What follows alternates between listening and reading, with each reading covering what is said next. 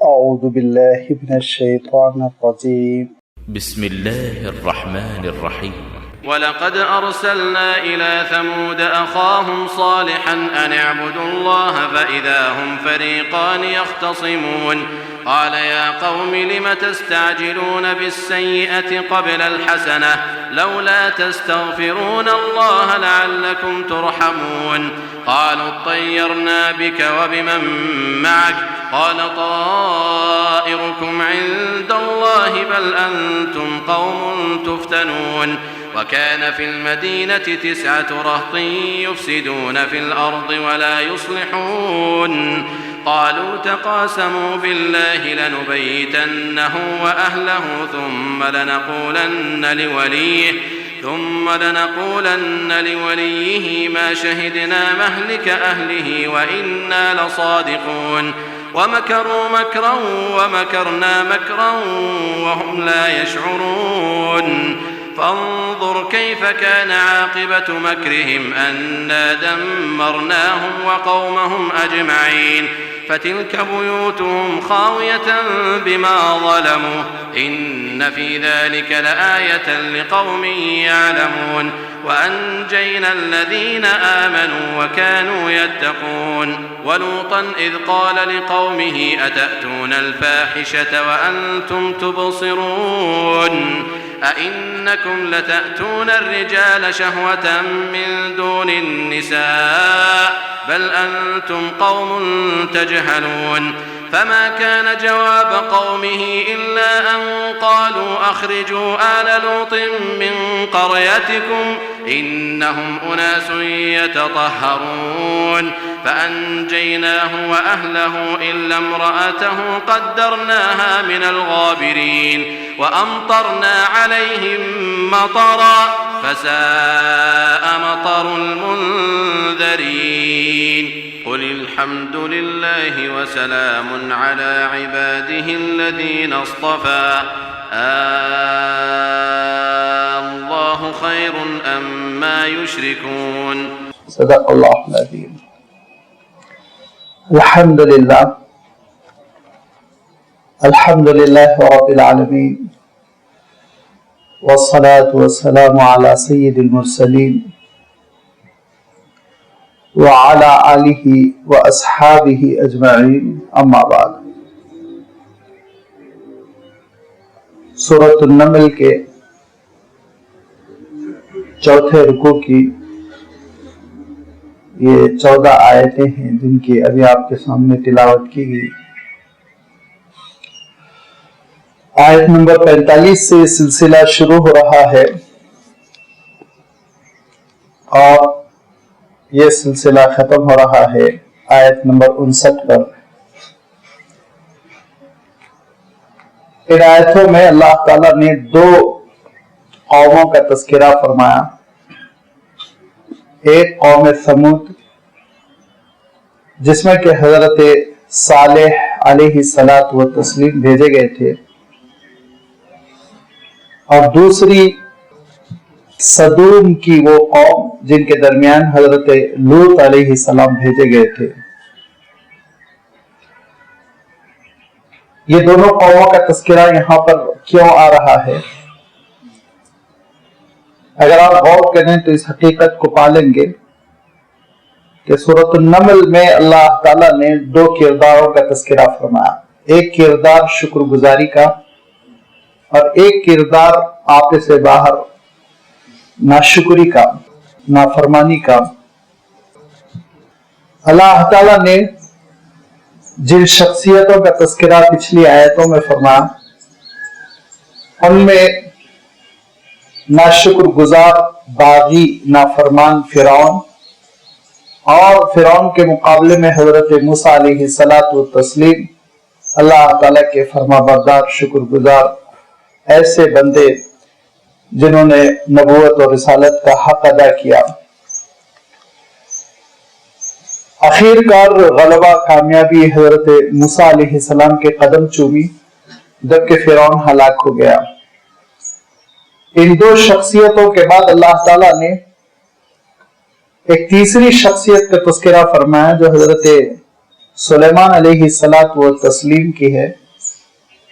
और हजरत सुलेमान अलैहिस्सलाम का तस्करा करते हुए अल्लाह ताला ने ये बतलाया कि आपके वालिद माजिद हजरत दाऊद अलैहिस्सलाम भी अल्लाह के रसूल थे और बहुत बड़े हुक्मरान थे। और आप चाहें तो ये कहें कि उस जमाने की सनाती तरक्की पूरी की पूरी हजरत दाऊद अलैहिस्सलाम के हाथ में थी, लेकिन वो बड़े शुक्रगुजार बंदे थे और उन्हीं की इस शुक्रगुजारी ने उनको अल्लाह ताला के पास इतना मकबूल बनाया कि अल्लाह ताला ने फिर हजरत सुलेमान अलैहिस्सलाम जैसा साहिबजादा इनायत फरमाया, जो न सिर्फ ये कि हजरत दाऊद अलैहिस्सलाम के उलूम के वारिस बने, बल्कि आपकी ममलकत को भी तरक्की दी। और अल्लाह ताला ने कुछ नेमतें मजीद हजरत सुलेमान अलैहिस्सलाम पर कर दी। उन नेमतों में अल्लाह ताला ने तस्करा फरमाया कि परिंदों की बोलियों को समझ लेना हजरत सुलेमान अलैहिस्सलाम के लिए अल्लाह ताला ने आसान कर दिया था। और परिंदे की बोली ये तो बहुत आसान चीज है। मौजूदा दौर में जो रिसर्च हुआ उसमें खुद मैं अर्ज कर चुका हूं, उनकी 10 मुख्तलिफ बोलियों को हमारे साइंसदान समझते हैं। बल्कि आप हैरत करेंगे कि हमारे साइंसदानों से पहले, आज से 1300-1400 साल पहले, एक शख्सियत गुजरी जिसका अरबी लिटरेचर में बड़ा मारूफ नाम है, जाहिज, अबू आमर उस्मान अल जाहिज। उसकी खुद एक मारकतुल आरा किताब है, किताबुल हयवान के नाम से।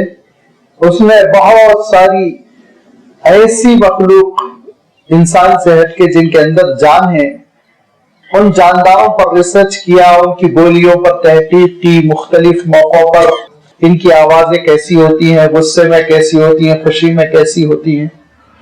तो ये सब्जेक्ट ऐसा रहा जिसपे इंसान हमेशा से मेहनत करके नतीजे हासिल करता रहा। अल्लाह ताला इरशाद फरमाता है, लेकिन हजरत सुलेमान अलैहिस्सलातु व तस्लीम के साथ तो अल्लाह ताला ने और भी खास मामला फरमाया। वो तो चूंटी की भी आवाज सुन लिया करते थे, वो तो चूंटी की भी बोली सुन लिया करते थे। और फिर अल्लाह ताला ने बतौर गवाही और दलील चूंटियों के कौल का तस्करा किया, जिसमें वो चूंटी अपने साथियों से कहती है कि बिलों में दाखिल हो जाओ, बहुत बड़ा लश्कर आ रहा है सुलेमान का, वो हमको रौंदते हुए चले जाएंगे। तो हजरत सुलेमान अलैहिस्सलाम ने उसकी बात सुन ली। हजरत सुलेमान अलैहिस्सलाम ने जब चूंटी की ये बात सुन ली तो हजरत सुलेमान अलैहिस्सलाम के अंदर एक गुरूर, एक किबर की कैफियत नहीं पैदा हुई कि मेरा इतना ऊंचा मकाम, ऐसी जबरदस्त शहंशाहियत और उसके साथ साथ ये सलाहियत कि मैं चूंटियों की बात समझ रहा हूं। बल्कि हजरत सुलेमान अलैहिस्सलाम रो पड़े और हो सकता अल्लाह ताला के दरबार में सजदे में गिर गए हों। लेकिन अल्लाह ताला ने यहाँ सिर्फ हजरत सुलेमान अलैहिस्सलाम की उस दुआ का तस्करा किया जिसमें हजरत सुलेमान अलैहिस्सलाम कहते हैं कि फतबस्सम दाहिकन, कि मारे खुशी के मुस्कुरा पड़े हजरत सुलेमान अलैहिस्सलाम और कहा कि परवरदिगार, मुझे शुक्र का मौका आप इनायत फरमाए, मुझे शुक्र की नेमत आप देते रहे, मुझे शुक्र के मकाम पर आप थामे रखें। ये इतनी बड़ी नेमत है अल्लाह जो आपने मुझ पर की, मेरे वालिदैन पर की, कि इसका तकाजा ये होना चाहिए, इसका नतीजा ये होना चाहिए कि मैं बड़ा शुक्रगुजार, इबादत गुजार और नेकियों की पाबंदी करने वाला बंदा बन जाऊं। और फिर इसके साथ साथ वादखिलनी बिरहमतिका फी इबादिका सालिहीन, नेकोकारों के साथ आप मेरा हशर करें, मेरा खातिमा भी हो तो शुक्रगुजारी के साथ, और मैं मैदान हशर में उठाया जाऊं तो नेक बंदों के साथ। ये हजरत सुलेमान अलैहिस्सलाम की शख्सियत, शुक्रगुजारी के पैकर। और फिर इसके साथ साथ अल्लाह ताला ने एक और नए किरदार का तस्करा फरमाया। अजीब व गरीब अंदाज में अल्लाह ताला ने सबा, एक कौम थी यमन में, एक इलाके में आबाद थी। सूरह सबा में इंशाअल्लाह उस कौम का तस्करा आएगा, उनकी तरक्कियों का तस्करा आएगा। अल्लाह ताला इरशाद फरमाता है, उस कौम सबा की एक शहंशाह थी, मलिका थी, हुक्मरान थी, जिनका नाम तारीख में आता है कि बिल्किस था। और वो बहुत समझदार थी, وہ بڑی اپنے زمانے کی سمجھ لیجیے آپ پڑھی لکھی خاتون تھی، معاملہ فہم تھی، اور بڑی سلطنت کی مالک ہونے کے باوجود بڑی سمجھداری کے ساتھ حکومت کرتی تھی، اور ان کی سمجھداریوں کے باوجود وہ شرک کرتی تھی، سورج کی پوجا کرتی تھی۔ حضرت سلیمان علیہ السلام کی جب دعوت پہنچی تو پھر ملکہ سبا نے حضرت سلیمان علیہ السلام کی بات قبول کر لی، اور حضرت سلیمان علیہ السلام کے پاس بدف سے نفیس خود حاضر ہوئی، اور ہونے کے بعد اسلام قبول کیا اور توبہ کی، اور یہ اعتراف کیا کہ انہوں نے سورج کو جو معبود بنایا تھا وہ غلط فہمی تھی، غلطی تھی، اور غلطی پر نادم ہو گئی، اور اعلان کر دیا کہ میں اب حضرت سلیمان علیہ السلام کے دین کو قبول کرتی ہوں اور سلیمان علیہ السلام کے ساتھ اسلام پر کاربند ہوتی ہوں۔ یہ اللہ تعالیٰ ارشاد فرماتا ہے کہ حکومت بھی ہے، سمجھداری بھی ہے، اور اللہ کی ساری نعمتیں ہیں، حکومت بھی بڑے اچھے ملک کی ہے۔ وہ بیکورڈ قسم کا ملک نہیں تھا، بہت ترقی یافتہ ملک تھا اس زمانے میں، اور ایسے اچھے ملک کی حکمراں ہونے کے باوجود ان خاتون کے اندر کبر نہیں تھا، غرور نہیں تھا۔ سچائی پہنچی تو انہوں نے سچائی کو سینے سے لگایا، بہت خوشی کے ساتھ قبول کیا۔ یہ تیسرا ایک کردار ہے، ایک فرعونی کردار ہے ناشکری کا، اور ایک نبیوں کا کردار ہے حضرت موسیٰ و سلیمان کا، اور ایک ایسا کردار ہے کہ جس میں توبہ کرنے میں کوئی سستی نہیں دکھائی، اور اپنی غلطیوں پر نادم ہو کر اللہ تعالیٰ کی بات کو مان لینا، بلکہ حقیقت اور سچائی کو تسلیم کر لینا، اس میں تردد نہ کرنا، یہ بلقیس کی شخصیت کے اندر صلاحیت تھی۔ اس کا تذکرہ فرمانے کے بعد اب اللہ تعالیٰ جو ارشاد فرما رہا ہے قوم سمود کا تذکرہ اور حضرت لوط علیہ السلام کی قوم کا تذکرہ، تو اب آپ دھیرے دھیرے آگے بڑھے۔ یہ چوتھا کردار ہے، اور یہ کردار اجتماعی کردار ہے، قوموں کا کردار ہے۔ انڈیویجول افراد بھی اپنا ایک کردار رکھتے ہیں، یاد رکھیے، اور قومیں بھی اپنا ایک کردار رکھتی ہے۔ قومیں بھی اپنے اپنے کردار کی وجہ سے ممتاز ہوتی ہیں۔ بعض قوموں کے اندر بڑا ڈسپلین ہوتا ہے، بعض قوموں کے اندر آپ دیکھیں گے کہ بڑی تعلیم ہوتی ہے، بعض قوموں کے اندر آپ دیکھیں گے بڑا اتحاد ہوتا ہے۔ غرض کے قوموں کے اندر کچھ قومی امتیازات ہوتے ہیں، کچھ قومی خصوصیتیں ہوتی ہیں جن کو وہ تھامے ہوئے ہوتے ہیں۔ لہذا اللہ تعالیٰ نے اب قوموں کا تذکرہ فرمایا، اور قوموں کا تذکرہ کرتے ہوئے اللہ تعالیٰ نے ہم سب کو، پوری امت کو، امت مسلمہ کو بیدار کیا کہ تمہارا اجتماعی اور قومی کردار کیسا ہونا چاہیے۔ دیکھو یہ دو قوموں کا کردار دیکھو اور ان کا حشر دیکھو۔ اس میں پہلی قوم سمود ہے۔ سمود دراصل ایک شخصیت کا نام تھا، اور ان سے جو قبیلہ پھوٹا، ان کی جو نسل چلی وہ قوم سمود کہلائی۔ یہ بہت دور دور تک آباد تھے، یہ آباد تھے تقریباً آپ سمجھ لیجئے موجودہ دور کے سعودیہ کے نارتھ سے لے کے اور جارڈن وغیرہ تک پورا ملک شام کی پٹی ایک لمبی تقریباً 800-900 کلومیٹر کی ایک لمبی پٹی تھی جس پہ کہ وہ آباد تھے۔ اب ایسا مملکتیں تقسیم ہو گئی کہ الگ الگ ملک بن گئے، اس میں ایک ملک شام سیریا بن گیا ہے، ایک اردن یعنی جارڈن بن گیا ہے، اور اسی میں پھر سعودیہ کا بڑا حصہ ہے جو اوپر تبوک تک چلا جاتا ہے۔ تو یہ سارے علاقے میں قوم سمود آباد تھی، اور اللہ تعالیٰ نے قرآن پاک میں ارشاد فرمایا کہ بڑی محنتی قوم تھی، اور اپنی محنتوں کی وجہ سے چٹانوں کو تراشتی تھی، اور بہترین یہ فن تھا ان کا تراشنے کا، پتھروں کو ایسے جیسے کہ بس موم میں کام کر لیتے ہوں، بڑے بڑے ہال، بڑے بڑے کمرے پہاڑوں کے اندر اندر وہ نکال لیا کرتے تھے۔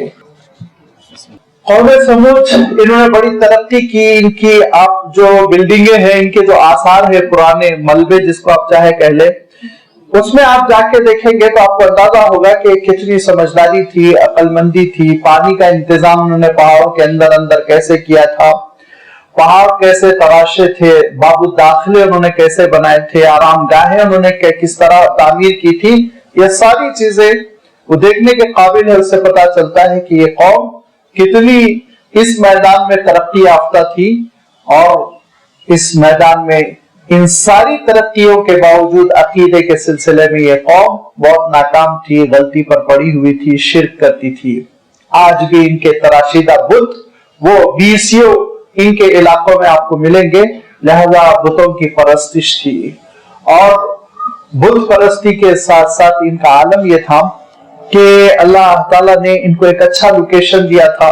इनका जाए वो ऐसा था कि उस जमाने की जो इंसानी एक्टिविटीज थी, जो हिजरतें और जो असफार हुआ करते थे, उसमें आप ये समझ लीजिए बिल्कुल चौराहे पर थे, उसका नाजायज फायदा उठाते थे और फिर बड़ी गिरा बाजारी के साथ सामान बेचा करते थे, काफिलों को एक्सप्लॉइट करते थे, बड़ी खामियां इनके अंदर पैदा हो गई थी। तो अल्लाह ताला ने इनकी इस्लाह के लिए हजरत सालेह अलैहिस्सलाम को भेजा, वलक़द अर्सलना इला समूद अख़ाहुम सालिहा, और हमने कौम समूद की जानिब उन्हीं के एक फर्द अख़ाहुम, उन्हीं के भाई, उन्हीं के एक फर्द सालेह को नबी व रसूल बनाकर भेजा। दावत का खुलासा क्या था? अन अबुदुल्लाह, अल्लाह की इबादत करो, तौहीद, गैरुल्लाह की इबादत छोड़ दो, बुतों की परस्तिश छोड़ दो, अल्लाह के होकर रह जाओ। हजरत सालेह अलैहिस्सलाम ने सारे नबियों और रसूलों की तरह अपनी दावत का आगाज तौहीद से, अल्लाह की इबादत से किया। तो उसका नतीजा क्या हुआ? फ़इज़ा हुम फ़रीक़ान यख़्तसिमून, अब तक तो सब के सब बेईमानियों पर मुत्तफिक थे, शिर्क पर मुत्तहिद थे, गुनाहों की जिंदगी बिल इत्तेफाक गुजार रहे थे।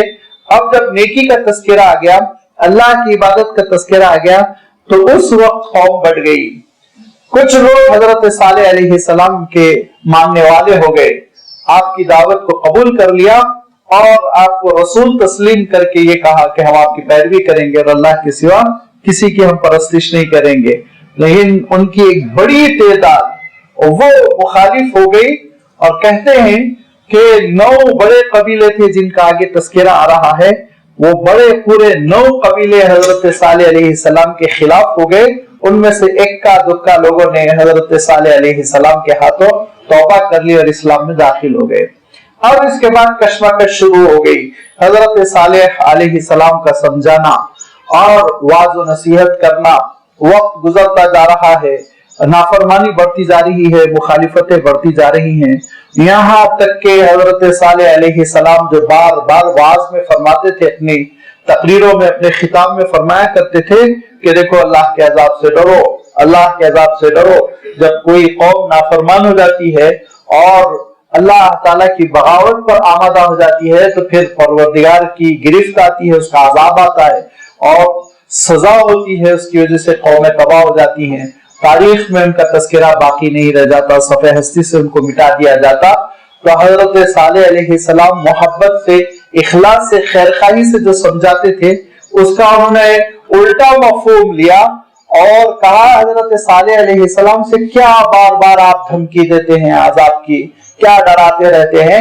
लिहाजा फतिना बिमा तईदुना, जिससे डराते रहते हैं पेश करिए, लाइए, हम भी देखना चाहते हैं अजाब कैसा है, कौन है आपका मौला, कैसा अजाब लाता है, जरा हम भी देखेंगे। हजरत सालेह अलैहिस्सलाम ने कहा, काला या कौम, ए मेरी कौम के लोगों, लिमा तस्ताजिलूना बिस्सय्यअति क़ब्ल अल हसना, भलाई से पहले बुराई का मुतालबा कर रहे हो। इंसान की ख्वाहिश होनी चाहिए कि भलाई का मामला हो, इंसान की ख्वाहिश होनी चाहिए कि खैर का मामला हो, तरक्की हो, फलाह हो, बहबूद हो और बरकतें नाजिल हो, रहमतें नाजिल हो।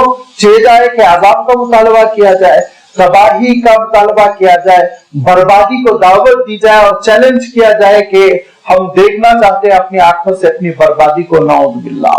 लेकिन उस कौम के नादान लोगों ने यही मुतालबा किया। तो हजरत सालेह अलैहिस्सलाम फरमाते, लिमा तस्ताजिलून, क्यों उजलत मचा रहे हो, जल्दी कर रहे हो, बिस्सय्यिआ, बुराई की, बुरे नतीजे की, तबाही की जल्दी मचा रहे हो, क़ब्ल अल हसनती, अच्छाई देखने से पहले पहले, हसना के मुकाबले में, भलाई के मुकाबले में, कामयाबी के मुकाबले में नाकामी को दावत दे रहे हो, अजाब को दावत दे रहे हो। जरा गौर करो, समझने की कोशिश करो। और लहजे में जो हजरत सालेह अलैहिस्सलाम के लहजे में आप जो देखेंगे कि जो इखलास है, जो मोहब्बत है, जो खैरखाही है, क़ाला या क़ौम लिमा तस्ताजिलूना बिस्सय्यिअति क़ब्ल अल हसना, मेरी कौम के लोगों, میں خود تمہارا ایک فرد ہوں سمجھنے کی کوشش کرو، میں خود تمہارے ساتھ ہوں، کیوں تم الٹا جا رہے ہو، مخالف سمت تم کیوں جا رہے ہو؟ لولا تستغفرون اللہ لعلکم ترحمون، ہے کاش تم استغفار کرو اللہ تعالیٰ سے، توبہ کرو، لعلکم ترحمون تاکہ تم پر رحمتوں کی بارش ہو جائے، استغفار کرو۔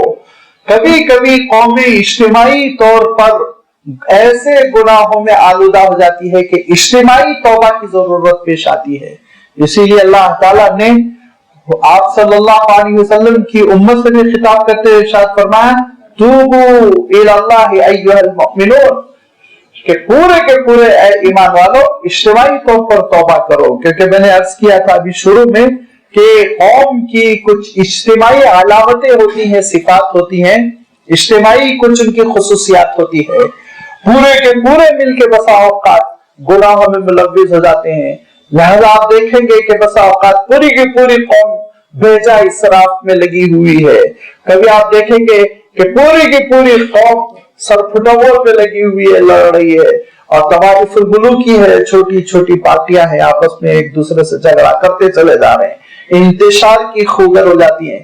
کبھی کبھی آپ دیکھیں گے کہ اجتماعی طور پر پوری کی پوری قوم میں بے حیائی پھیل جاتی ہے، حیا کی اہمیت نہیں رہ جاتی، اور اللہ کے رسول صلی اللہ علیہ وسلم نے ارشاد فرمایا کہ کبھی کبھی بسا اوقات قومیں اتنی بے حیا ہو جاتی ہیں، اتنی بے حیا ہو جاتی ہے کہ ان کے درمیان میں ایک شخص زنا کرتا ہے تو اس میں جو سب سے بزرگ اللہ والا نیک سمجھا جاتا ہے وہ یہ کہتا ہے کہ نعوذ باللہ اتنے گندے گناہ میں تم کیوں پڑ گئے، چھوڑ دو، نہیں یہ نہیں کہتا، وہ کہتا ہے کنارے جا کے کر لو۔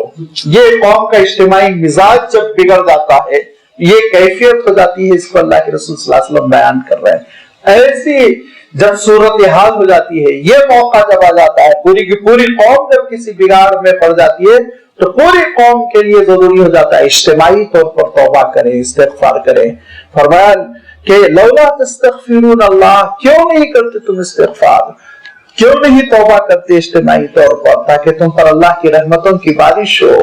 یہ ساری قوم شرک میں پڑی ہوئی ہے، ساری قوم حضرت صالح علیہ السلام کی مخالف ہوئی جا رہی ہے، ساری قوم بے ایمانی کے ساتھ غذا حاصل کرنے کی اور اپنی منڈی اور تجارت چلانے کی، اپنی دکانیں چمکانے کی عادی ہو چکی ہیں۔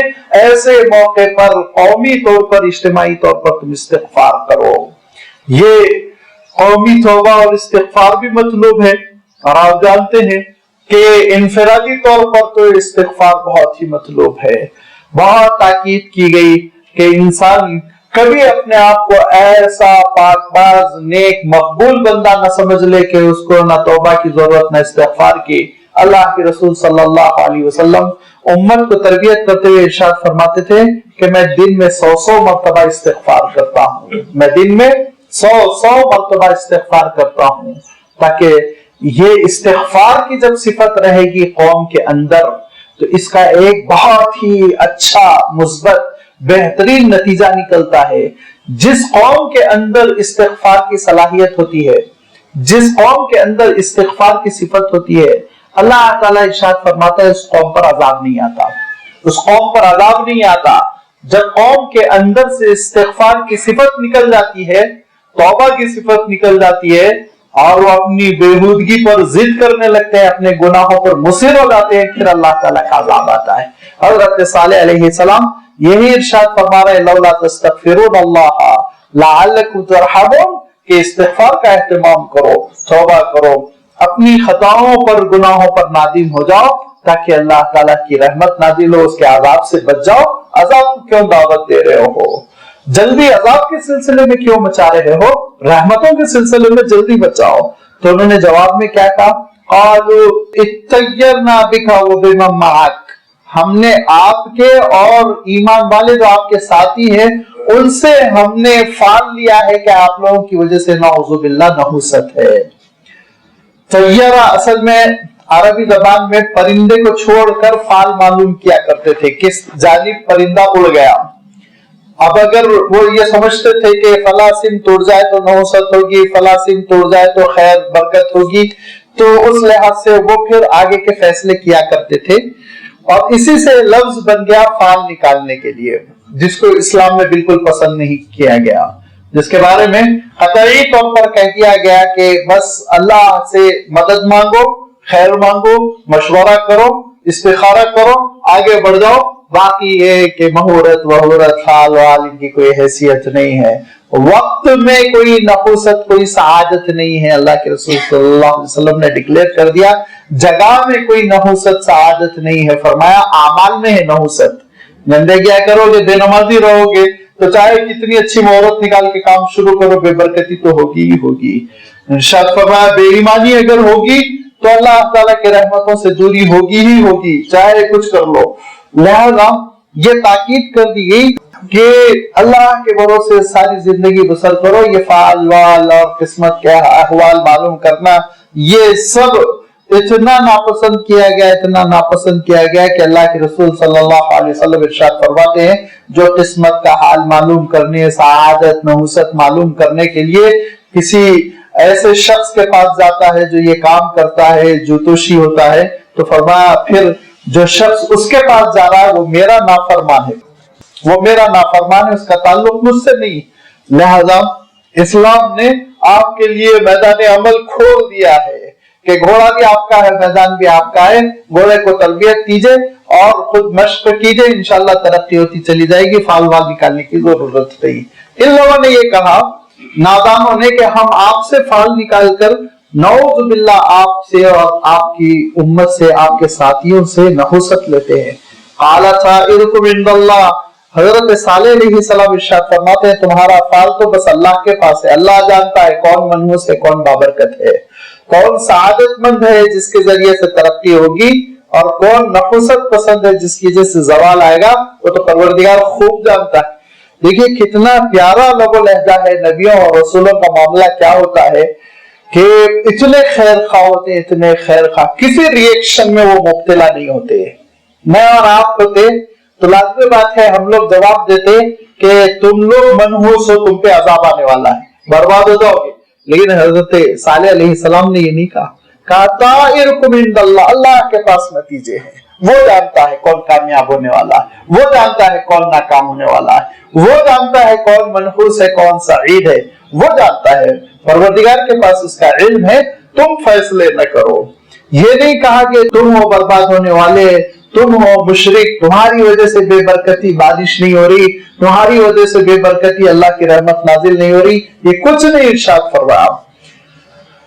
حضرت موسیٰ علیہ السلام کو بھی جب فرعون نے الجھانے کی کوشش کی اور کہا کہ ہمارے آبا و اجداد کہاں ہے بتاؤ، تو صحیح فتویٰ یہ تھا کہ حضرت موسیٰ علیہ السلام کہتے تیرے باپ دادا سب جہنم میں جل رہے ہیں، صحیح فتویٰ تھا، لیکن حضرت موسیٰ علیہ السلام نے نہیں کہا علمھا عند ربی، پروردگار جانتا ہے، مجھے نہیں معلوم وہ کہاں ہے، وہ اللہ تعالیٰ کا فیصلہ کرے گا، میں تم کو سمجھانے کے لیے آیا ہوں کہ تم یہ غلط کام نہ کرو، ادھر ادھر کیوں جاتے ہو۔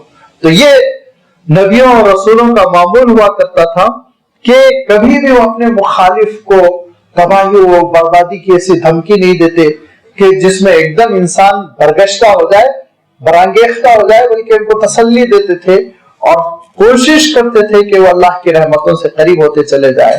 قال طائرکم عند اللہ بل انتم قوم تفتنون، دیکھو تمہاری آزمائش ہو رہی ہے، اس وقت تم امتحان میں ہو، تم کو اللہ تعالیٰ آزما رہا ہے، اللہ تعالیٰ نے تم کو ظاہری نعمتیں دے رکھی ہیں، ان ظاہری نعمتوں کے بعد اللہ تعالیٰ تم کو روحانی نعمتیں دینا چاہتا ہے، اس کے لیے اپنی اہلیت ثابت کرو، استحقاق ثابت کرو۔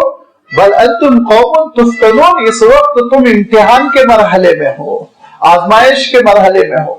فتنے کا لفظ ذرا اردو میں غلط معنوں میں رائج ہو گیا اور خطرناک ہو گیا، اور اس کی وجہ سے بسا اوقات بعض لوگ پریشان بھی ہو جاتے ہیں، کیونکہ اللہ تعالیٰ نے ارشاد فرمایا انما اموالکم واولادکم فتنۃ، تمہاری اولاد تمہاری دولت فتنہ ہے، تو ہم سمجھتے وہ فتنے کے معنی زبردست خطرناک قسم کی مصیبت ہے، نہیں۔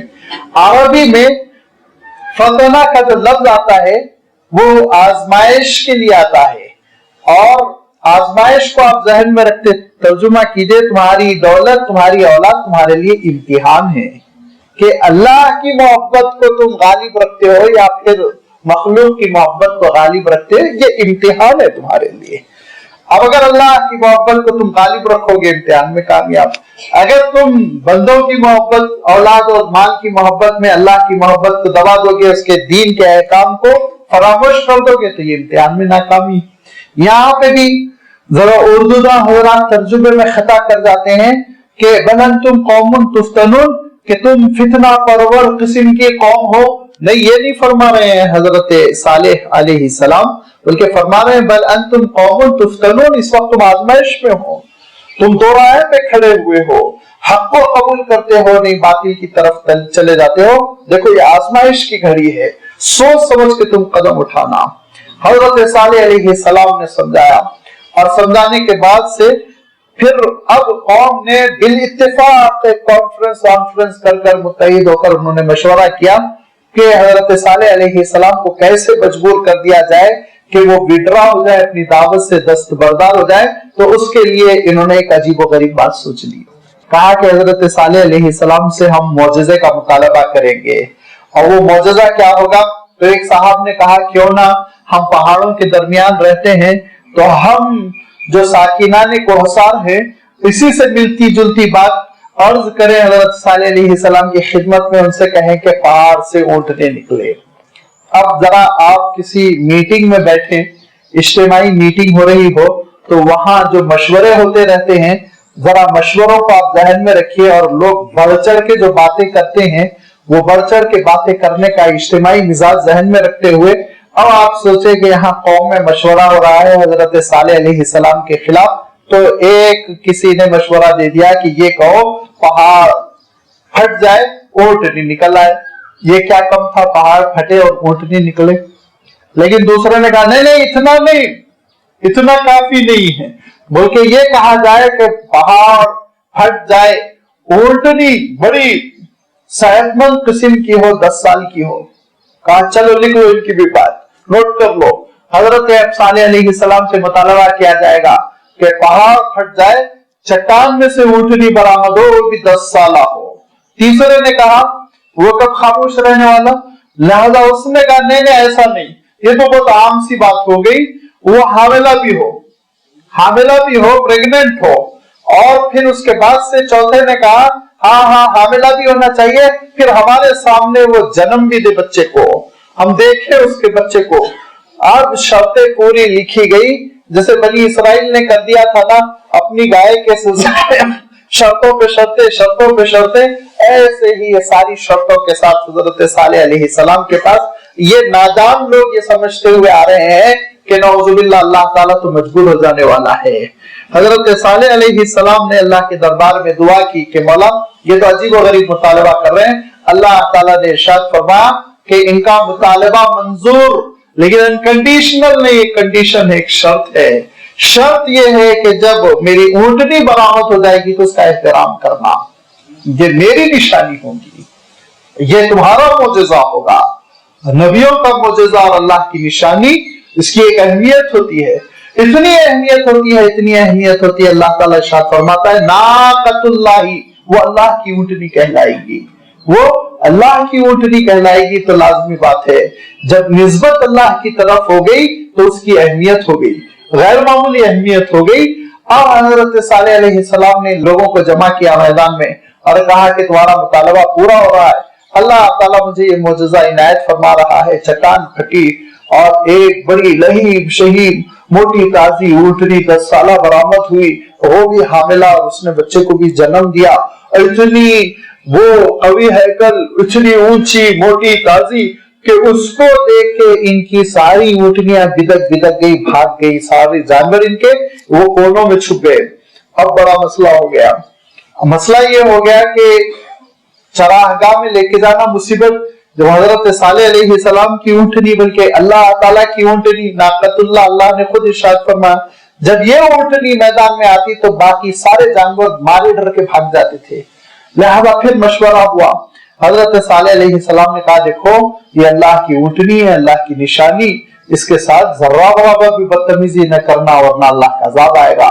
और चूंकि खुद उन्होंने देख लिया था गैर मामूली हालात में ये ऊंटनी बरामद हुई थी, इसीलिए डरे हुए भी थे। लिहाजा ये तय किया कि ऐसा करते हैं सालेह, एक दिन आपकी ऊंटनी वो मैदान में आए और चर ले, اور دوسرے دن ہمارے جانور آئیں گے وہ چر لیں گے۔ حضرت صالح علیہ السلام نے کہا مجھے اتفاق ہے، اس ترتیب سے مجھے کوئی اختلاف نہیں، ایسا تم کر سکتے ہو۔ لہذا یہ معمول چل پڑا۔ سال دو سال کے بعد کہنے لگے ارے ہمارے جانور دبلے ہو رہے ہیں، ڈیلی ان کو غلہ نہیں مل رہا ہے، لہذا حضرت صالح علیہ السلام کی اس اونٹنی کو جو اللہ کے حکم سے بطور معجزہ ظاہر ہوئی اس کو ختم کر دو۔ یہ مشورہ ہوا، اور مشورہ کرنے کے بعد سے آپس میں یہ طے پایا کہ جب اونٹنی نکلے گی اور دھیرے دھیرے فلاں موڑ پر آئے گی تو اس پر حملہ کیا جائے۔ کون حملہ کرے؟ وہ سارے کے سارے گھبرا گئے۔ ایک بدبخت اٹھا، اللہ تعالیٰ ارشاد فرماتا ہے کہ اشقاہا، جو ان میں سب سے زیادہ بدبخت تھا، اس نے کہا میں ہوں، میں سب سے پہلے حملہ کروں گا۔ ادار اس کا نام بتایا گیا۔ وہ شخص اٹھا اور اس نے سب سے پہلے اس اونٹنی کے گھٹنوں پر، پیر کے جوڑوں پر حملہ کیا، جس کی وجہ سے وہ بیٹھ گئی، اور بیٹھنے کے بعد اس اونٹنی کو پھر ان لوگوں نے قتل کر ڈالا۔ البتہ بچہ جو تھا وہ اونٹنی کا یہ بچہ یہ منظر دیکھ کر گھبرایا اور بھاگتا چلا گیا، اور پھر صحرا میں اور پہاڑوں کی چوٹیوں میں کہیں غائب ہو گیا، لیکن اونٹنی کو انہوں نے ختم کر دیا۔ حضرت صالح علیہ السلام کو اطلاع ملی، حضرت صالح علیہ السلام نے مجمع جمع کیا، کہا کہ بہت بڑا تم نے گناہ کیا ہے، آخری درجے کا گناہ کیا ہے، اور اب اس کے بعد سے ایسا محسوس ہوتا ہے کہ اللہ کے عذاب سے تم نہیں بچ سکو گے۔ وہی آئی حضرت صالح علیہ السلام کے پاس کہ تین دن کے بعد یہ ختم کر دیے جائیں گے، نیست و نابود کر دیے جائیں گے۔ یہ چہارشنبے کا دن تھا۔ حضرت صالح علیہ السلام نے کہا کہ اللہ کا فرمان ہے کہ 3 دن کی مہلت ہے، اس کے بعد تم ختم کر دیے جاؤ گے، لہذا توبہ کر لو، باز آ جاؤ۔ لیکن وَكَانَ فِي الْمَدِينَةِ تِسْعَةُ رَهْطٍ، 9 سردار تھے، 9 قبیلوں کا میں نے تذکرہ کیا، لہذا 9 سردار تھے۔ ان 9 سرداروں نے آپس میں مشورہ کیا، یفسدون فی الارض، بڑے بگڑے ہوئے تھے، اور یہ بگڑے ہوئے لیڈر یہ قوموں کو تباہ کر دیتے ہیں، غلط راستوں پر لے جاتے ہیں۔ یہ اسی لیے اسلام نے قوموں کی ایسی تربیت کر دی، عوام کے اندر ایسا شعور پیدا کر دیا کہ اپنے بگڑتے ہوئے لیڈروں کی وہ خبر لیتے رہیں اور ان کو راہ راست پر رکھنے کی کوشش کریں۔ یہی وہ مزاج تھا جس کی وجہ سے آپ دیکھیں گے کہ خلافت کے زمانے میں بہت ہی اطمینان کے ساتھ جو بھی امیر المؤمنین ہوتا اس کے اوپر لوگ تنقید کرتے تھے، کھل کے تنقید کرتے تھے اور اختلاف کرتے تھے، اور یہ کہتے تھے کیسے ہو گیا، آپ جواب دیجئے۔ وہ جواب دہ ہوتے تھے، اور مشہور واقعات ہیں، آپ نے سنا ہوگا، حضرت عمر رضی اللہ تعالیٰ عنہ ممبر سے کہتے ہیں سنو اور محفوظ رکھو، تو ایک صاحب کہتے ہیں ہم سنیں گے ہی نہیں آپ کی بات۔ کہا کیوں نہیں سنو گے؟ کہا اس لیے نہیں سنیں گے کہ آپ ایک غلطی کر رہے ہیں، اس غلطی کو میں بتلانا چاہتا ہوں۔ حضرت عمر نے کہا کیا غلط کیا میں نے؟ کہا کہ جو کپڑا تقسیم ہوا مسلمانوں میں اس سے تو اتنے ہی کرتے بنے گھٹنے تک، لیکن آپ کو اتنا بڑا کرتا کیسے مل گیا، کپڑا کیسے مل گیا کہ آپ کا ٹخنے تک پورا جبہ بن گیا؟ تو حضرت عمر رضی اللہ تعالیٰ عنہ نے کہا تمہارا سوال صحیح ہے، تمہارا سوال صحیح ہے کہ جتنا مسلمانوں کو ملا اتنا ہی مجھے بھی ملا تھا، لیکن میرے بیٹے عبداللہ ابن عمر نے اپنے حصے کا کپڑا بھی مجھے گفٹ کر دیا، دونوں کو ملا کے میں نے جبہ سلا لیا ہے۔ یہ احتساب کا جو شعور تھا حساب لینے کا، اور غلط تو نہیں جا رہے ہیں ہمارے لیڈرز، یہ جو شعور تھا امت میں، یہ شعور، یہ وہ اجتماعی شعور ہوتا ہے جس کی وجہ سے امت بگڑتی نہیں، سنبھلتی رہتی ہے۔ جب یہ ختم ہو جاتا ہے اور خوشامد پسند ٹولی جب لیڈروں کے ارد گرد تانے بانے بن دیتی ہے تو پھر ان کو برباد کر کے رکھتے ہیں، نالوں میں لے جا کے ختم کروا دیتے ہیں، نالوں میں لے جا کے ختم کروا دیتے ہیں۔ یہی ہمارے بڑے بڑے حکمرانوں کے ساتھ ہوا کہ وہ کہیں کے نہیں رہ گئے۔ لہذا یہ وہ لیڈر تھے جو غلط راستے پر چل رہے تھے، قوم کی غلط رہنمائی کر رہے تھے، لہذا انہوں نے آپس میں مشورہ کیا۔ وَكَانَ فِي الْمَدِينَةِ تِسْعَةُ رَهْطٍ، اور اس شہر میں 9 افراد ایسے تھے جو بڑے کنبوں کے سربراہ تھے، راہب کو، پارٹیوں کو، گروپس کو کہتے ہیں، ان کے وہ نمائندے تھے۔ یفسدون فی الارض، زمین پہ بگاڑ پیدا کرتے تھے، ولا یصلحون، اصلاح کی بالکل نہیں سوچتے تھے۔ ان لوگوں نے کیا کہا، قالوا تقاسموا باللہ، قسمیں کھا کھا کے کہا اللہ کی قسم کر کے رہیں گے, اللہ کی قسم کر کے رہیں گے. کیا لَنُبَيِّتَنَّهُ وَأَهْلَهُ, رات میں ہم حملہ کریں گے, شب خون ماریں گے حضرت صالح علیہ السلام پر, وَأَهْلَهُ, اور ان کے اہل و عیال پر, اور پھر ان کو ختم کر دیں گے. ثُمَّ لَنَقُولَنَّ لِوَلِيِّهِ, اور جب ولی جو وارث ہوگا خون بہا مانگنے کے لیے جو کھڑا ہوگا اس سے کہہ دیں گے ما شہیدنا مہلک اہلی, ان کی ہلاکت ہمارے سامنے نہیں ہوئی, ہم نہیں جانتے اندھیرے میں کیا ہوا. وَإِنَّا لَصَادِقُونَ, اور ہم سچے ہیں, یہ کہہ کے ہم بلا ٹال دیں گے.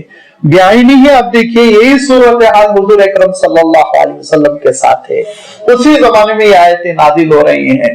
مکہ مکرمہ میں حضور اکرم صلی اللہ علیہ وسلم کی مخالفت میں پورے سرداران قریش مشوروں پہ مشورے کرتے چلے جا رہے ہیں, اور آخری مشورہ ہجرت سے پہلے یہی طے پایا کہ ہر خاندان کا ایک اچھا بھاری بھرکم نوجوان وہ سلیکٹ کیا جائے, پورے کے پورے مل کے بیک وقت حضور اکرم صلی اللہ علیہ وسلم پر حملہ کر دیں, اور جب حضور اکرم صلی اللہ علیہ وسلم شہید ہو جائیں اور آپ صلی اللہ علیہ وسلم کے خاندان والے خون بہا مانگے تو یہ کہیں کہ اتنے سارے لوگوں میں پتہ نہیں کون قتل کیا, لہذا چندہ کریں گے مکہ مکرمہ میں, چندہ کر کے 100 اونٹ جمع کر کے دے دیں گے بنی ہاشم کو, قصہ ختم ہو جائے گا, جھگڑا ختم ہو جائے گا. لیکن ان کو یہ نہیں معلوم تھا وَمَكَرُوا مَكْرًا وَمَكَرْنَا, کہ یہ خفیہ تدبیریں کر رہے تھے, اللہ تعالیٰ بھی خفیہ تدبیریں کر رہا تھا. وَمَكَرُوا مَكْرًا وَمَكَرْنَا مَكْرًا وَهُمْ لَا يَشْعُرُونَ, اور ہم بھی خفیہ تدبیر کر رہے تھے جس کا ان کو شعور نہیں تھا. مکر کا لفظ بھی ایسے ہی ہے. عربی کے الفاظ اردو میں آ کے بڑے مظلوم ہو گئے, وہ غلط سلط معنوں میں ان کو استعمال کیا جانے لگا. غلیظ کا لفظ ہے, اردو میں کتنا غلیظ ہے آپ سوچ لیجیے, پسند ہی نہیں کرتے ہیں, لیکن عربی میں اتنا پیارا ہے, وہ کہیں گے یہ لکڑی غلیظ ہے, اس کے معنی مضبوط ہے, سخت ہے. لوہا غلیظ ہے, الحدید غلیظ, ذرہ برابر بھی برائی کا مفہوم نہیں ہے, لوہا مضبوط ہے, سخت ہے. فَلْيَجِدُوا فِيكُمْ غِلْظَةً, اللہ تعالیٰ ارشاد فرما رہا ہے کہ کفر کے معاملے میں مسلمانوں تم اپنے اندر غلاظت پاؤ. کیا معنی ہے اس کے معنی غلظہ, مضبوطی پاؤ, سختی تمہارے اندر ہونی چاہیے, نرم نہ ہو جاؤ, بھربھرے نہ ہو جاؤ کفر کے معاملے میں. ایسے ہی آپ دیکھیں گے کہ عربی میں مکرن کا لفظ بڑے پیارے معنوں کے لیے ہے, اچھے معنوں کے لیے. اس کے معنی ہوتے ہیں کہ پوشیدہ طور پر تدبیر کرنا, چھپا کے تدبیر کرنا, کھلی ہوئی تدبیر نہیں. ایک تو کھلم کھلا ایک انداز ہوتا ہے جنگ کا, اور ایک انداز ہوتا ہے کہ اسکیم بنانا, اور ایسی اسکیم جس کو آیا نہ کرنا, نمایاں نہ کرنا, شو نہیں کرنا, خاموشی کے ساتھ تدبیر کر لینا. ایسی خفیہ تدبیر کو مکرن کہتے ہیں. اسی لیے قرآن پاک میں واللہ خیر الماکرین. اب اردودہ حضرات پریشان ہو جاتے ہیں, اللہ میاں مکار ہے, نعوذ باللہ, یہ تو بہت برا مفہوم آ گیا. نہیں, اللہ بہترین خفیہ تدبیریں کرنے والا ہے. تم خفیہ تدبیر کر کے خوش ہوتے ہو تو کان کھول کر سن لو, اس کی خفیہ تدبیریں اور بھی مضبوط ہوتی ہیں, ٹھوس ہوتی ہیں. اس کے بعد تم بھاگ نہیں پاؤ گے, رائے فرار نہیں اختیار کر سکو گے. یہاں بھی آپ دیکھیے بالکل صاف ترجمہ ہے, وَمَكَرُوا مَكْرًا, انہوں نے کچھ سازشیں کی اور اسکیم بنائی چھپ چھپا کر کہ حضرت صالح علیہ السلام کو راتوں رات اندھیرے میں قتل کر دیں گے, 9 افراد مل کے قتل کریں گے, اور حضرت صالح علیہ السلام کے خاندان اور کنبے کا کوئی فرد ان سے خون بہا بھی نہیں مانگ سکے گا. ہم کہہ دیں گے کہ رات میں ہوا, روشنی تھی نہیں, لہذا ہم کو نہیں معلوم کس نے قتل کیا. وَمَكَرْنَا مَكْرًا, لیکن ہم نے بھی ان کے لیے ایک تدبیر تیار کر رکھی تھی. کیا تدبیر تھی اللہ تعالیٰ کی؟ اللہ تعالیٰ نے ان کو 3 دن کی مہلت دی تھی, اور وہ مہلت بھی ایسی کہ دیکھیے رحمان ہے, اور رحمان چاہتا ہے بندے ہلاک نہ ہو, تباہ نہ ہو. لہذا وہ مہلت بھی ایسی تھی کہ روایتوں میں آتا ہے, امام ابن کثیر رحمۃ اللہ علیہ نے بھی نقل کیا, اور بھی مفسرین نے بیان کیا کہ جب جمعرات کا دن ہوا تو ان کے چہرے زرد پڑ گئے, چہرے زرد پڑ گئے جیسے کہ یقین ہو گیا ہو. تو ان کو سمجھ لینا چاہیے تھا کہ اللہ کا عذاب آنے والا ہے, توبہ کر لی جائے, لیکن انہوں نے توبہ نہیں کی. جمعہ کا دن آیا تو ان کے چہرے وہ لال ہو گئے, چہرے لال پڑ گئے ان کے. لیکن جمعہ کا دن بھی انہوں نے ناقدری کی اور کہا کہ جیسے کل کا دن گزر گیا آج کا دن بھی گزرے گا. یہاں تک کہ تیسرا دن ہفتے کا آیا, چہرے سیاہ پڑ گئے. चेहरों पे सियाही थी और ये बताया जा रहा था कि अब तुम्हारा हशर बहुत बुरा होने वाला है। तौबा का फिर मौका था, लेकिन अब तैयारी ये की कि हम रात में तो हजरत सालेह अलैहिस्सलाम को कत्ल ही कर देंगे, किस्सा खत्म। लिहाजा ये हफ्ते की रात है, अब कल इतवार का दिन शुरू होने वाला है। एक पहाड़ पर ये 9 अफराद बैठ गए जाकर। तो रात में हजरत सालेह अलैहिस्सलाम 2:30-3 बजे तहज्जुद के लिए निकलेंगे और इबादतगाह की तरफ, जिसको हम मस्जिद कहते हैं, मस्जिद की तरफ हजरत सालेह अलैहिस्सलाम तशरीफ ले जाएंगे। अंधेरा होगा, 9 आदमी ऊपर से बैक वक्त हमला करेंगे, हजरत सालेह अलैहिस्सलाम के टुकड़े टुकड़े कर देंगे, किस्सा तमाम।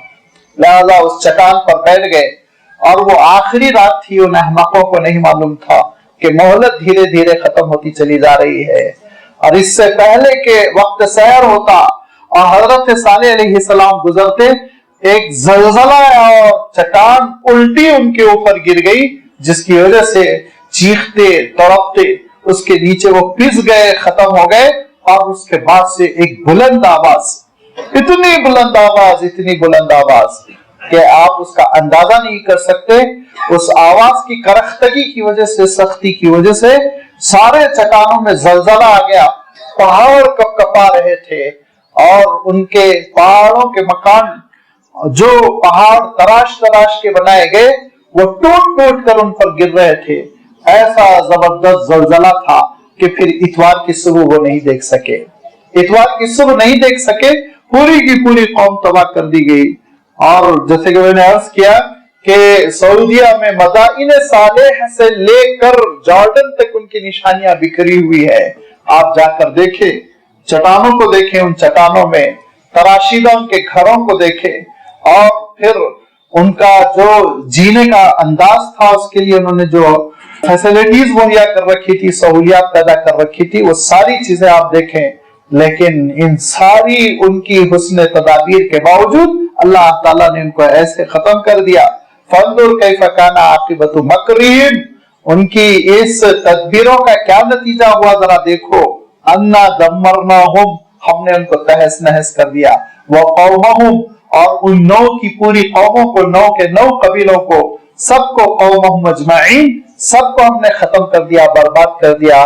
फतिलका बुयूतुहुम खावियतन बिमा ज़लमू, जाओ उनके खाली खाली घरों को देखो जो आज खाली पड़े हुए, उनके गुनाहों की वजह से, उनके जुल्म की वजह से जो बर्बाद कर दिया गया।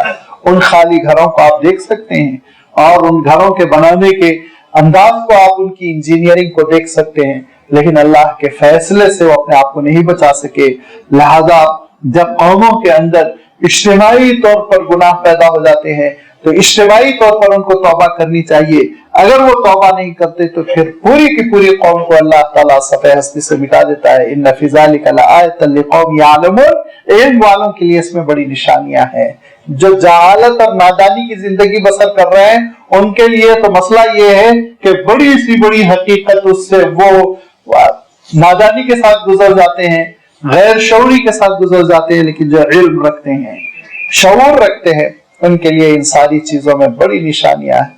वअनजैनल्लज़ीना आमनू व कानू यत्तक़ून, और हमने नजात दे दी ईमान वालों को और जो अहले तक़वा थे। हज़रत सालेह अलैहिस्सलाम के साथ वो आगे बढ़ते चले गए। यहाँ तक की रिवायतों में आता है कि हज़रत सालेह अलैहिस्सलाम यमन में हज़रमौत पहुंच गए। वहां पहुंचने के बाद आपकी तबई वफात हुई और इसीलिए उस इलाके का नाम हदरा मौत है, यानी मौत हाजिर हो गई। वल्लाहु आलम। वहां पे हजरत सालेह अलैहिस्सलाम की कब्र भी बताई जाती है, लेकिन इमाम इब्न तैमिया रहमतुल्लाह अलैह ने लिखा कि नबियों की कब्रों में सिवाय आप सल्लल्लाहु अलैहि वसल्लम और हजरत इब्राहिम खलीलुल्लाह अलैहि सलात व तस्लीम, ये 2 नबियों की कब्रों के अलावा सारी कब्रें वो अंदाजे की है, तखमीनी है, कतई तौर पर नहीं कहा जा सकता कि किसी नबी की कब्र है। 2 ही कब्रें कतई है। लिहाजा एक कौम इज्तिमाई तौर पर नीस्तो नाबूद कर दी गई और उसके बाद फिर धीरे धीरे वक्त गुजरता चला गया। कलदान की सल्तनत नुमाया हुई। वहां हजरत इब्राहिम अलैहिस्सलाम धीरे धीरे नबूवत और रिसालत का ऐलान किया और हिजरत कर लिया आपके साथ। आपके भतीजे हजरत लूत अलैहिस्सलाम ने भी हिजरत की। अल्लाह ताला ने हुक्म दिया کہ حضرت ابراہیم علیہ السلام تو فلسطین کے ایک بستی میں جس کا نام پہلے تو حبرون تھا لیکن اب الخلیل ہے، وہاں حضرت ابراہیم کو قیام کا حکم دیا اور حضرت لوط علیہ السلام کو کہا آگے بڑھ جائیے۔ آگے بڑھنے کے بعد تقریباً 60-65 کلومیٹر کی دوری پر دو بڑے شہر تھے، ٹوین سٹیز جس کو کہتے ہیں، عموریہ اور صدوق، وہاں حضرت لوط علیہ السلام کو بھیجا گیا اور حضرت لوط علیہ السلام نے وہاں لوگوں کو اجتماعی برائی سے روکا۔ ان کی اجتماعی برائی بے حیائی تھی، بڑی عجیب و غریب گندی بے حیائی تھی جو ان کے اندر پیدا ہو گئی تھی۔ اب حضرت لوط علیہ السلام وہاں پہنچ گئے، سمجھاتے رہے اور ان کو اس گندگی سے باز آنے کی دعوت دیتے رہے۔ وَلُوطًا إِذْ قَالَ لِقَوْمِهِ، اور حضرت لوط علیہ السلام نے جب اپنی امت سے کہا تَأْتُونَ الْفَاحِشَةَ وَأَنْتُمْ تُبْصِرُونَ، کہ تم بے حیائی کا ارتکاب کرتے ہو، وَأَنْتُمْ تُبْصِرُونَ، اور تم دیکھ رہے ہو اس کو، اس معنی میں کہ تم سمجھ رہے ہو کہ یہ گندگی ہے، یہ نہیں کہ تم کو شعور نہیں ہے، تم جانتے ہو یہ غیر فطری عمل ہے جو تم کر رہے ہو۔ إِنَّكُمْ لَتَأْتُونَ الرِّجَالَ شَهْوَةً مِّن دُونِ النِّسَاءِ، تم چاہتے ہو کہ مردوں سے اپنی شہوت کی تکمیل کرو عورتوں کو چھوڑ کر، بل انتم قوم تجہلون، تم بڑی جاہل قوم ہو، بہت ہی جہالت میں پڑے ہوئے ہو۔ لہذا حضرت لوط علیہ السلام نے اب ان کی اصلاح کی کوشش شروع کی۔ اب سالوں کشمکش چلتی رہی، فما کان جواب قومه الا ان قالوا اخرجوا آل لوط من قريتكم، قوم کا جو ریئیکشن اور جواب تھا وہ صرف یہ تھا کہ وہ یہ کہتے تھے کہ نکال دو حضرت لوط علیہ السلام کے خاندان کو اپنی بستی سے، انہم اناس یتطہرون، یہ بہت پاک بنتے ہیں، لہذا ہے پاک تو چلے جائیے، نکل جائیے ہماری گندی بستی سے۔ یہ نہیں کہ ہم اپنی بستی کی گندگی کو دور کریں گے، بلکہ یہ کہ ہم نیک لوگوں کو بستی سے نکال دیں گے۔ لہذا یہ الٹا ان کا سوچنے کا انداز ان کو لے ڈوبا، اور جب وہ مخالفت کرتے رہے، کشمکش برپا رہی، 20 سال گزر گئے۔ آپ جانتے ہیں اللہ تعالیٰ نے قرآن پاک میں دوسرے مقامات پر بہت ہی وضاحت کے ساتھ ارشاد فرمایا کہ اللہ تعالیٰ نے حضرت جبرائیل امین علیہ الصلوۃ والتسلیم کی رہبری میں ان کی عمارت میں فرشتوں کا ایک وفد بھیجا جو اب اس قوم کو عذاب سے دوچار کرنے کے لیے پہنچا۔ حضرت ابراہیم علیہ السلام کے پاس آئے، وہاں سے ملاقات کرتے ہوئے پھر وہ آگے بڑھے۔ واقعات بہت تفصیل کے ساتھ آ چکے ہیں اور بھی آگے آئیں گے۔ جب یہ فرشتے نوجوانوں کی شکل میں صدوم کی بستی میں داخل ہوئے تو حضرت لوط علیہ السلام کو اطلاع ہوئی ایک قافلہ آیا ہوا ہے، چند لڑکے ہیں، نوجوان ہیں جو اس قافلے میں آئے ہوئے ہیں اور وہ ٹھہرنے کے لیے جگہ تلاش کر رہے ہیں۔ دوڑتے ہوئے حضرت لوط علیہ السلام تشریف لے گئے، اپنے گھر لے آئے اور اس کے بعد سے کہا کہ آرام سے تم میرے گھر میں رہو، باہر نہ نکلو، بدتمیز قسم کے لوگ ہیں تمہارے ساتھ بدتمیزی کریں گے، اور یہاں پہ تم سکون کے ساتھ رہو۔ دروازہ بند کر دیا۔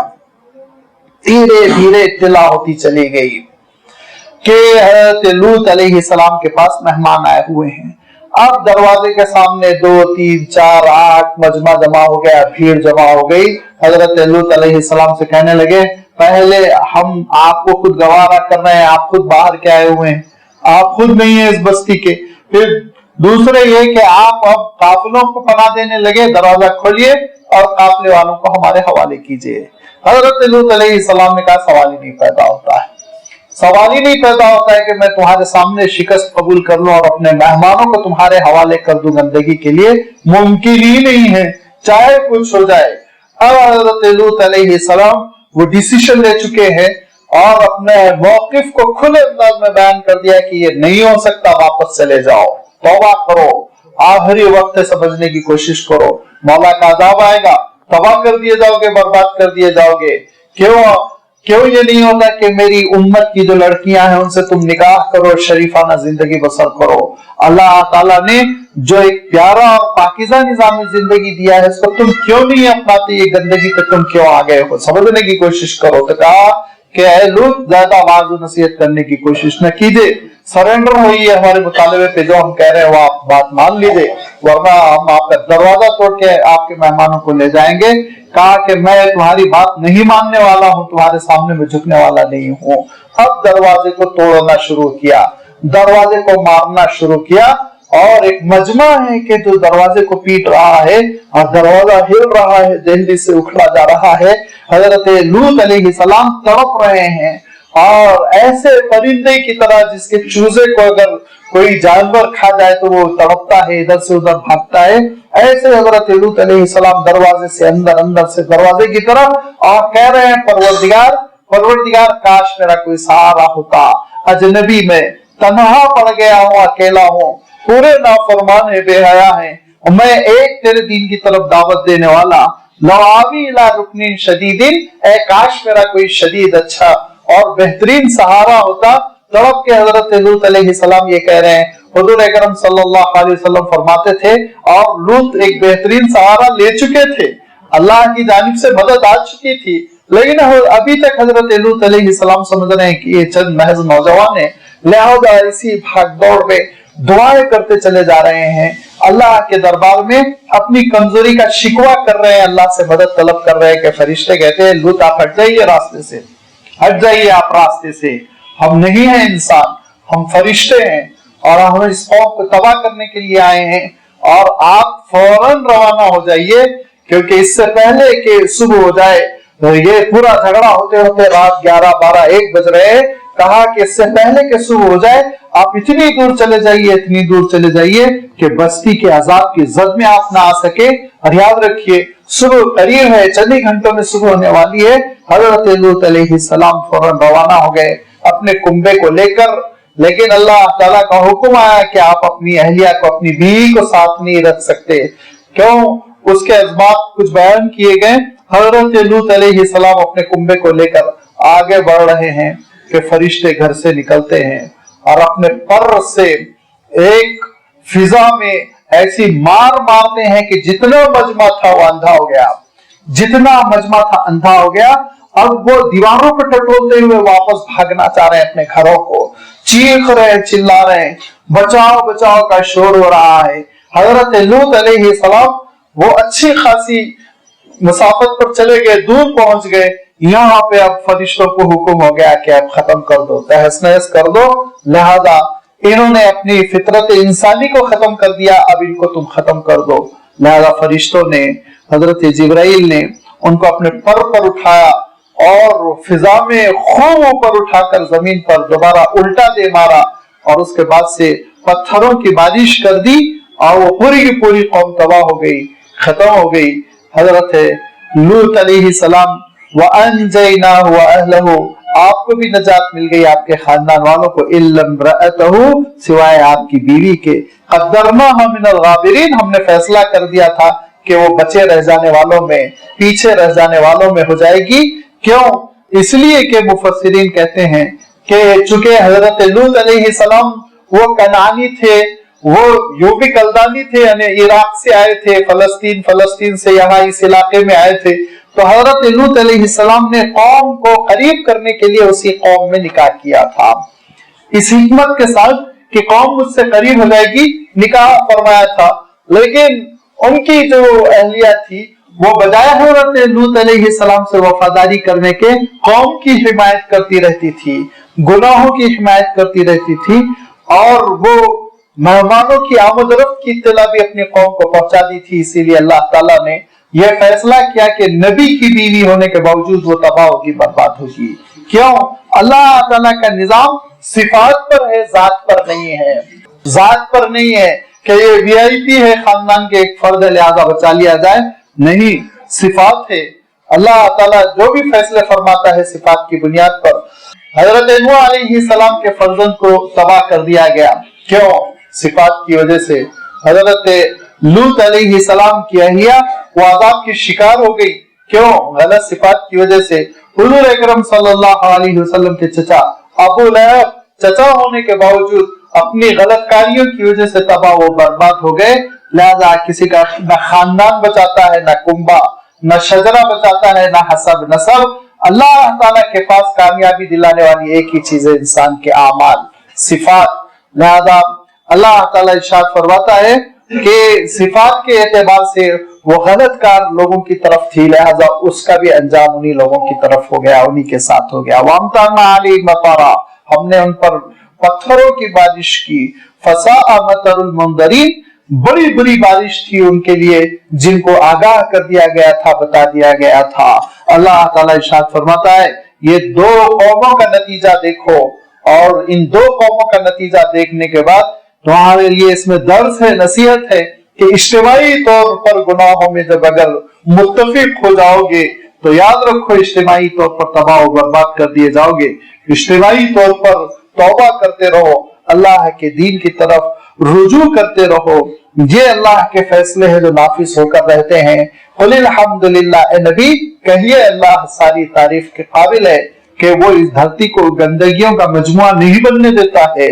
वसलामुन अला इबादिहिल्लज़ीना इस्तफ़ा, सलामती है उन बंदों के लिए जिनको अल्लाह ताला ने मुंतखब किया नबूवत के कामों के लिए और रिसालत के कामों के लिए, दुनिया में भलाई फैलाने के लिए, गुनाहों को रोकने के लिए, सच्चाइयों का प्रचार करने के लिए और हक के अलमबरदार बनने के लिए जो बंदे मुंतखब होते हैं अल्लाह ताला के पास, उन पर अल्लाह ताला की सलामती होती है। और उन बंदों में सबसे नुमाया जमात हुई और सबसे ज्यादा यानी टॉप ऑफ द लिस्ट, सरे फहरिस्त जो लोग हैं वो अंबिया अलैहिस्सलात व तस्लीम, जिन पर अल्लाह ताला की जानिब से बड़ी सलामती हो। ये अल्लाह ताला इरशाद फरमाता है कि ये वो परवरदिगार जो इस दुनिया में इंसानों को पैदा करके इंसानों पर अपने हुक्म का निफाज कर रहा है वो बेहतर है, या वो पत्थर के देवी देवता जिनको लोग अल्लाह की जात में शरीक कर रहे हैं। अल्लाहु खैरुन अम्मा युश्रिकून, अल्लाह ताला का ये फैसला, अल्लाह ताला का ये इख्तिदार, अल्लाह ताला की ये ताकत, ये उसकी हुकूमत और अल्लाह ताला की ये कुदरत, ये बेहतर है या ये इन टुकड़ों पर जिसकी के तुम परस्तिश कर रहे हो, ये इन टुकड़ों की क्या हैसियत है, माबूदाने बातिल की क्या हैसियत है, परवरदिगार की क्या हैसियत है, अल्लाह ताला की क्या सिफात है, उसका निजाम कैसा है, उसकी कुदरत कैसी है और उसकी हुकूमत कैसी है, उसकी रुबूबियत कैसी है, कैसे वो इस कायनात को लेकर चल रहा है, ये सब कुछ का तज़किरा अल्लाह ताला ने आगे की आयतों में फरमाया। इंशाअल्लाह आइंदा इतवार उसकी वज़ाहत आपकी खिदमत में रखी जाएगी। व आखिर दावाना अनिल हम्दुलिल्लाहि रब्बिल आलमीन।